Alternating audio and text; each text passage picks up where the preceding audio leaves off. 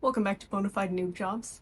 This short message is born out of tried and true experience, and hopefully listeners will not have to go through the same problems that I did.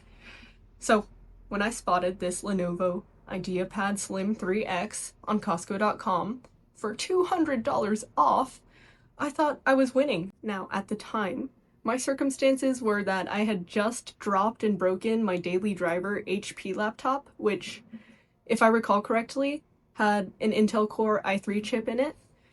And I was in the middle of editing a project on there, and I depended on using it in person for college class stuff, so I felt a very pressing need to get a replacement ASAP.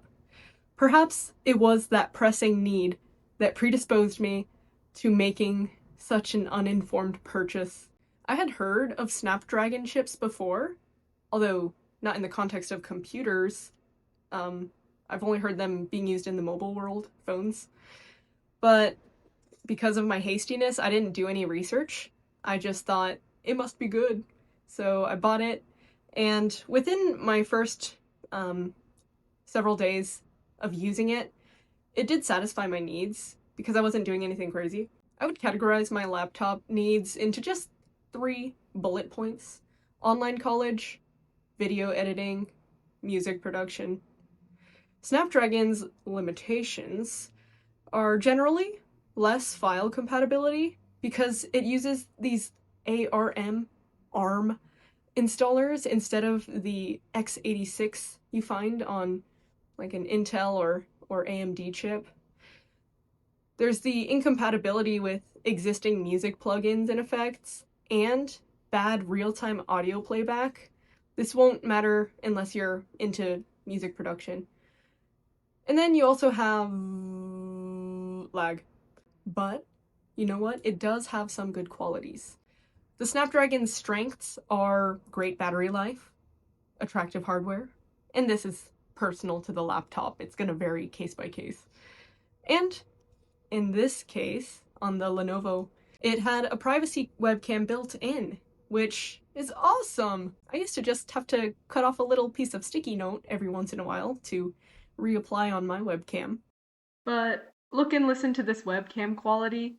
It's not the worst, but this is how it is.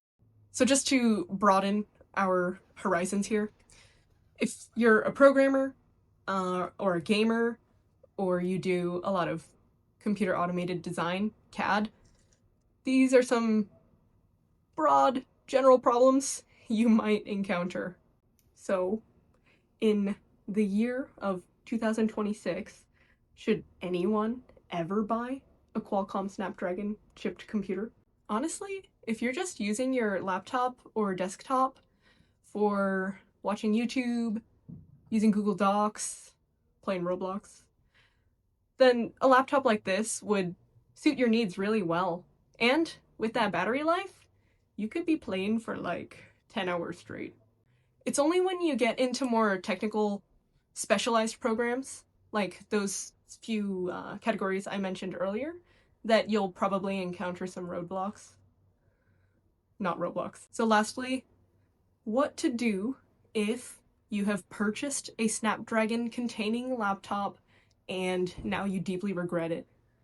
Well, if you're a member at Costco and you bought yours from Costco, then you just need to take your laptop to Costco and tell Costco, can I please have this returned under my amazing Costco warranty? And the people at Costco will return it. I really like Costco, if you haven't noticed.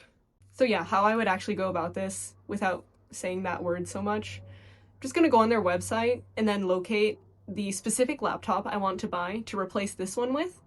I'm gonna buy it first and wait till I have it in my hands before returning it at the Costco warehouse so that I don't have to be without one between that time period of delivery. If you didn't use this particular vendor, then do a little digging. If you bought it from, let's say, Best Buy, they will probably have some good return policies. Even if you can't get your full money's value back due to having an open box, you are likely to be able to get some cash and or just store credit. If you didn't buy it through Best Buy, I'm using them as our example. I'm quite sure that you could still exchange your product for credit. Not cash, but Best Buy credit. Even if you bought your laptop off of Amazon or eBay, just scroll down, see if you've got like the 30-day eBay money back guarantee, and appeal to that. My last suggestion, which isn't sketchy if you do it right, is just resell it on OfferUp, Craigslist, Facebook Marketplace, or online. Sell it on eBay. And then from that point, just use the money you got back to put it into the correct laptop. That concludes my brief message. I just wanted to put that out there because I was so unaware of this Snapdragon reality, and hopefully others will not make this error when it can be avoided. And maybe Snapdragon will advance and become more compatible with things in the future, but as of now, it's just not really there. That's all. Thanks for watching.